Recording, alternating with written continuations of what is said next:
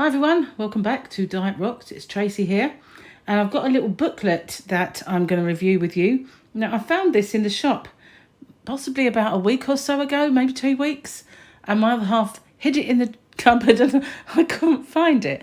So finally I found it, and it's a vegan food and living magazine, the best-selling vegan magazine. So I thought, as a bit dairy intolerant, I might find some bits and pieces in here that would be good for me.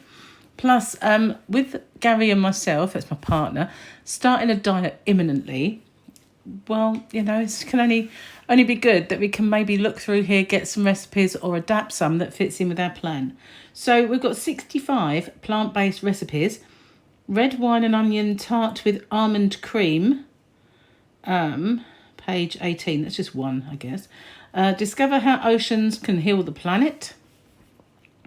Plan an ethical summer holiday. Well, everyday ease. Cook dinner in under 30 minutes. Make the most of your store cupboard.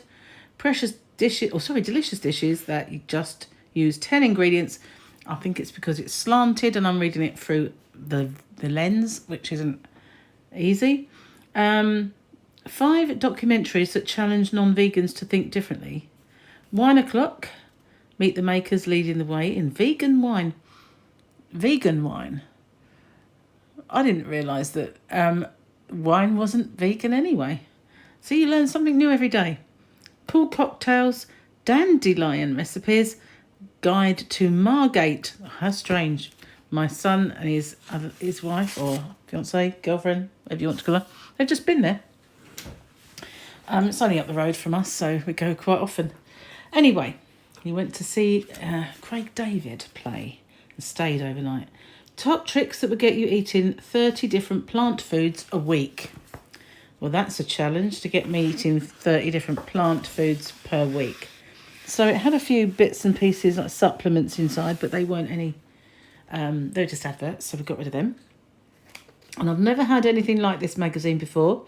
So basically, you can get in touch with these on Spotify, YouTube, Pinterest, LinkedIn, Twitter, Instagram and Facebook. So they're out there. Recipe Finder, that's good. So once we've had a look through it, should I want to find something, it's nice and easy. Got a good, table of contents page. It's really quite good. And it's nicely set out. Let's move over a bit and see. Because we've got picnics, barbecues, salads. What's that say? Monkish Metza? Moorish. Goodness gracious. Don't like the font. And the colour. Under 30 minutes. Not really going to have much chance with the yellow. Store cupboard, some staples, maybe. Cool cocktails, wish I hadn't got into this. That looks like more weeds. So I'm just going to give it a bit of this. I've even got glasses on, guys. It's bad. It's because I'm looking through the camera, so it's not that easy to see. But you get the drift. It's nicely set out. Oh, what's cooking? From the UK's largest vegan freezer straight to your door. No thanks. I'm going to get away from ready meals. I guess if you're working or you really can't cook, they're your answer. But, you know, I'm not really into it. Bonsai Plant Kitchen. Well, I have to give that a read. Earth Wheat Start Up Lunches New Wonky Veg Box. Earth and Wheat Startup launches new wonky veg box. See, now Morrison's supermarket have been doing wonky veg for a long time, and I think everybody's cottoned onto it because when we were in Europe, you couldn't sell a banana if it was a bent banana, or you couldn't sell apples or potatoes if they were misshapen. That to be perfect to qualify to be sold. So now, well, I think wasn't just Europe. I think a lot of supermarkets packaged their products so that they all looked perfect anyway. But Morrison started it off with the wonky carrots and the wonky potatoes and just selling wonky veg much, much cheaper in a bag. So it's become a thing, especially now with economy the way it is. People are looking at ways to economise. Behind the scenes at Viva. Eating the earth. Viva. Vegan now. Okay. Welcome to Rachel Stone's column. Well, we can't really get bogged down reading columns, so let's see what else is in here. It's actually quite interesting magazine, I have to say. New risotto from White Rabbit. Is that another ready meal, though? I'm not really going to be doing ready meals. I guess that sometimes Gary might need things like ready meals for work, but you can always make stuff up in advance. A plant-based view from Parliament. Okay, perfect picnics. Mushroom tarts. So that's some kind of pastry there. That's obviously going to be vegan pastry. So it's packaged rather. A pack of vegan puff pastry, like Just Roll. So that's not going to be very good dietary-wise. If you're taking meat out the equation, then I guess you are taking out a lot of calories anyway. But obviously in puff pastry, there's going to be some kind of fat. Don't know. I'd have to get my app and see how many sins it would be. Asian red cabbage slaw. Now that looks nice, but me and slaw don't always see eye to eye. I usually, if I'm in a restaurant and there's slaw, I give it to somebody. You want my slaw? That sort of thing, you know.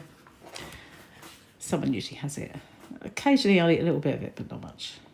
We've got apple crumble muffins. Now that looked like stuffing balls to me, I guess. It's very rusticy looking. Coronation sandwich. I'm not a fan of coronation chicken, I have to say. If that's what it is. The equivalent of, you know, obviously it's not going to have chicken in it, but it might be the equivalent kind of thing. Gary will like it. It's got curry, cinnamon, mango chutney. Wow. I think he might like that. As long as it's not got currants in it. Easy sausage quiche, although I think he likes coronation chicken, so I think he doesn't mind that. Curry cauliflower salad. Aubergine salad with sandwiches. No, not with sandwiches. They are aubergine salad sandwich. I'm not doing very well today, am I? Picnic salad in a jar. I used to have jars. What happened to them? Red wine and onion tart with almond cream. Falafel, but that's packaged. Best ever vegan picnic. So here we go. Got all the things you need. Like we've got comfort, setting up, reuse, drinks, savoury food, sweet treats, move it indoors if it rains. Vegan barbecue. Now this is interesting because we barbecue a lot. So it'd be nice to see what they've got. Smoky paella with butter beans and olives. Gary doesn't like olives. I do. I eat olives, but he's not going to go anywhere near an olive. So barbecue is ideal to cook paella as the heat starts high. Perfect for char grill veg. There you go. A nice picture. Spiced yogurt, cauliflower and mango. Teriyaki tofu with charred greens. Corn salad with mushrooms, rocket and peppers. Artichokes, favas and peas. Oh, now I'm thinking of Hannibal Lecter. Riscoldo beets with orange dill and fennel salsa. I might give this book away and like do a giveaway for it. It's quite interesting. Fire breads with tomato, olive oil, garlic and basil.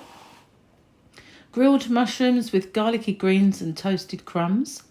Grilled carrots with sumac, chili, lemon and bashed herby haricot beans. Sounds nice, doesn't it? So you can subscribe to this one. And what we've got, super salads.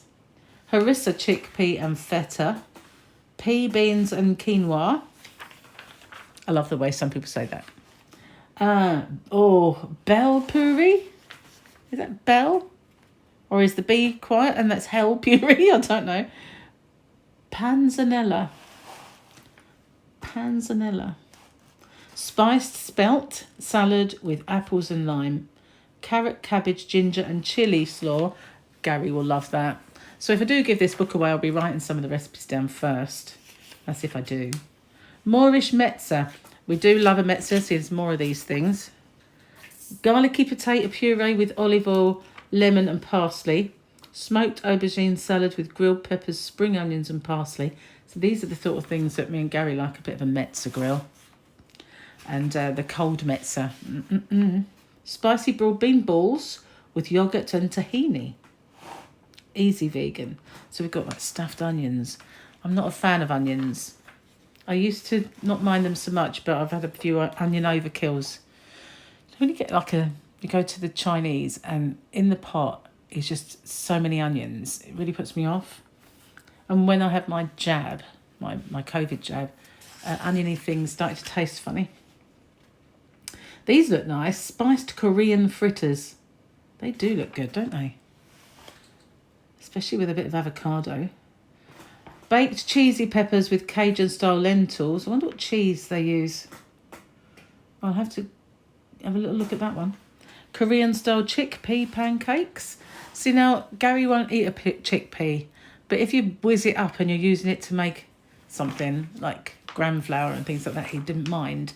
I made him some cheese straws with those once. Loved it. So you never know. He might be all right. Spanish-style croquettes. Whole stuffed onions. Tomato and rice soup. That's unusual. Cannelli beans. Salad. Chef AJ's disappearing lasagna. I guess it disappears down your gullet. That might be why it's called disappearing. Perfect pesto stuffed mushrooms and pineapple unfried rice. Now that's weird. You know, it's like the old thing, isn't it, about pineapples and pizza. Pineapples on a dish like for savoury. I don't know. Not really my thing. Charred courgette Reuben sandwich. Broccoli and potato cakes with chili mayo. Now that sounds nice. I like the sound of new mayonnaises and things like that to try. Mushroom kofta curry. So we have a lot of koftas for our barbecue, so maybe try one made out of mushrooms. That might be really good. Nutrition SOS. Eating well for less. That's the trouble, isn't it? Now you got the rub. When they say, you know, why are people becoming so obese? Why is our kids obese, and why are people not healthier? Because if you go to the supermarket and you buy a chocolate bar, or you want to buy a pack of mango, you know, which is the cheapest? Which is the cheapest out of a pack of McDonald's fries, or going to get yourself a nice fruit salad? And I know McDonald's do fruit bags, but they're not any kind of fruit that I like eating. You know, I kind of like to get a little bit of pineapple, mango and melon. So you see the price of those things. That's why there's obesity in children. Just saying.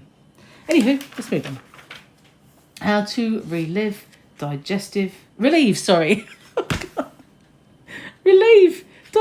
discomforts. I think I need me some new glasses. I've got some somewhere. I can't find them. I need my glasses to find them. No, just joking, guys. Just joking. So how to relieve digestive discomforts. Well, I'm going to be giving this one a big read because I have several of these ailments. And it might help. So I'm going to definitely give that a read. How to get your 30 a week. Not your 5 a day, your 30 a week. Tricks to get your 30 a week. Well, that would be an interesting read as well. Looks like some lovely different cuisine there as well, not just the usual sitting eating boiled veg or something. People eating 30 or more different plant foods a week had a most diverse gut bacteria. So that's possibly one of the answers to getting rid of your digestive discomfort. Focus on prostate cancer. To avoid, I guess, and stuff. A lighter approach. Leek and celery and parsley soup. I'm going to make quite a few soups this year. I was thinking about this earlier, and I think to do this magazine because this is the first time I've seen it with you. And as I was pondering, I thought I'm going to make some really hearty vegetable soups. Gary doesn't like certain things like turnip. We had a casserole. It was only a ready meal yesterday, and he was fishing out all the things that I like and eat, and he was turfing them out. And if he does a casserole, he will make just the meat or with mushroom and onion. And then the veg will be on the side, whatever veg he makes. He doesn't put it in. Like you won't find big chunky carrots in it. So I figured I'll make a nice vegetable soup and I'll whiz them all up to thicken the soup. So I'm going to do that this year. Make quite a bit of soups. But that's a nice one. Leek, celery and parsley. Sounds nice. I can't obviously make it if it's going to be too creamy and fattening. Peanut butter cookies and oat cookies. Thai tofu salad. Now the cookies sound interesting. I might give those a go.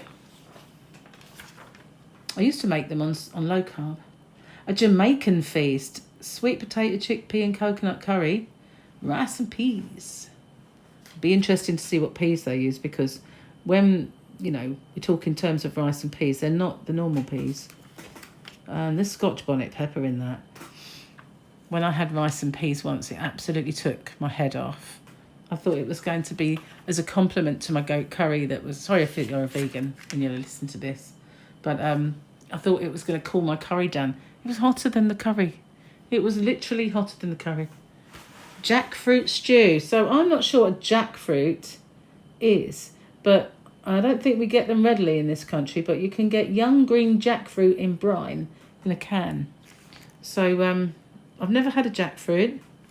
It's not something that you see readily available over here, but I'll give it a go.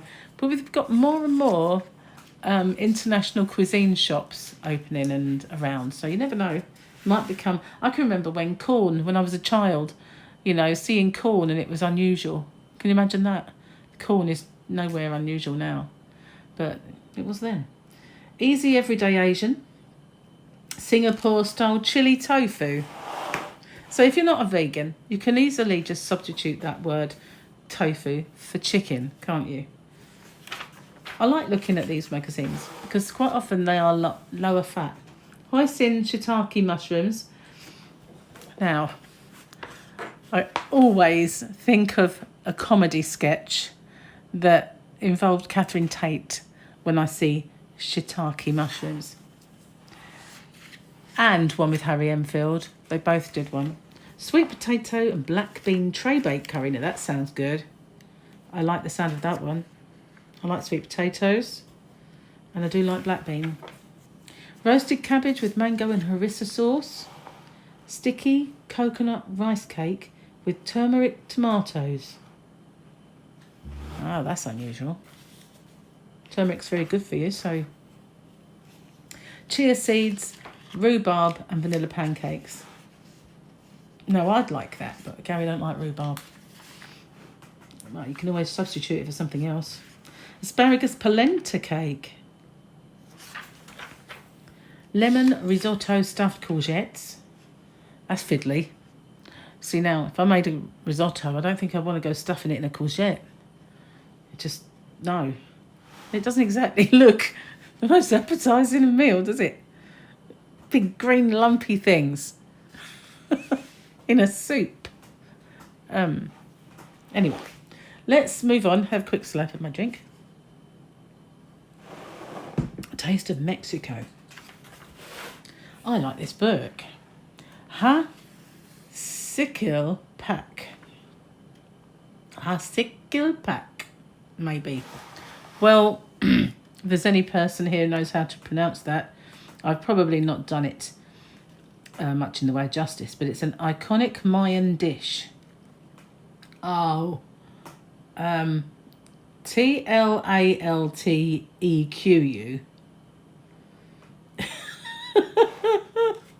Those. And then we've got chili atoll verde. I'm not going to pronounce these words. Eat more weeds. It was weeds on the front thing when I said it's not going to be weeds. It is. Look, dandelions. Oh my God, it is weeds. Dandelion flower syrup. Ooh. Okay. Dandelion flour cake. And dandelion fizz. I know when I was a child, there was a lot of dandelion and burdock around. But that was at the time when everybody was like, no, I don't want that, I want Coke. So I don't know if you see much dandelion and burdock around now. I don't really even know what burdock is. obviously know what a dandelion is, because we always used to call them wet the beds. If you picked them, you were meant to wet the bed. And no, it didn't really happen. I think it was just a thing that parents told you not to go picking them. Don't know. Dandelion flowered jam. Cocktail hour. Okay, blood orange Negroni. This is going to be a part of the book that Gary likes. Pomelo fruit daiquiri. Charred lemon margarita. Rhubarb and custard sounds yummy. So, you know, I miss drinking, but I'm not going to be doing it anymore. Not because I've been an alcoholic or anything, you guys. It's just I had cancer, which was a cancer that can be caused by smoking or drinking, and I never drank to excess. So now I never drank much at all. So I kind of feel like, oh, I can do without it. But I did used to enjoy a rhubarb gin or something like that every now and then, or a Baileys, but I won't do it anymore. Meet the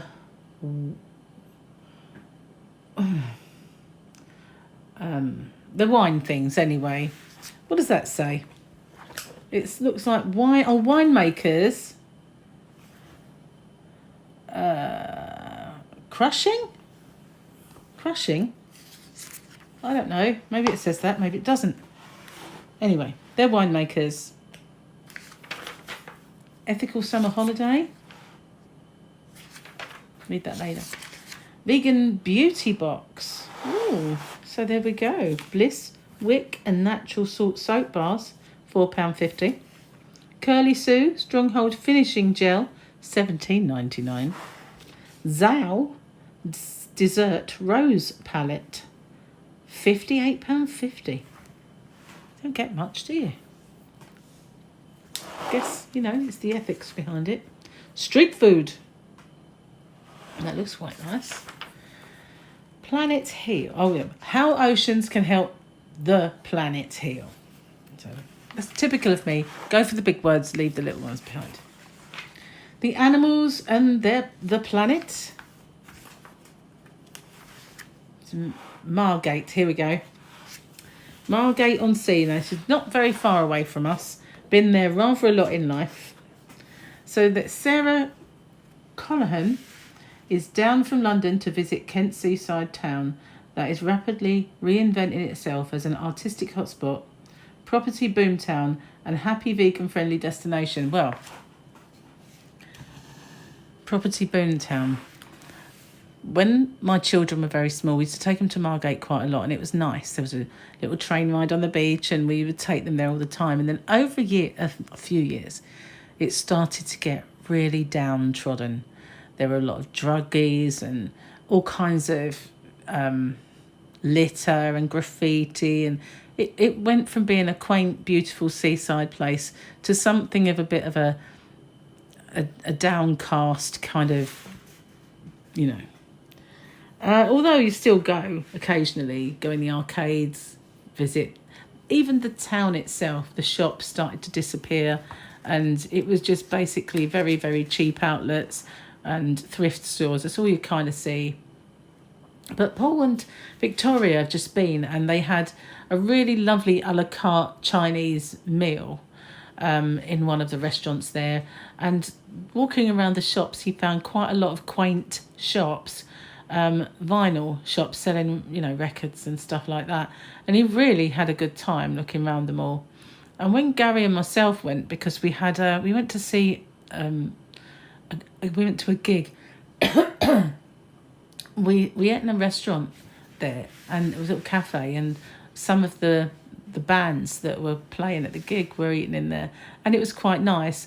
Now, I think it started to pull itself up by the bootstraps when they built an art gallery, and Tracy Emin was from the area, and there was a lot of her exhibits there.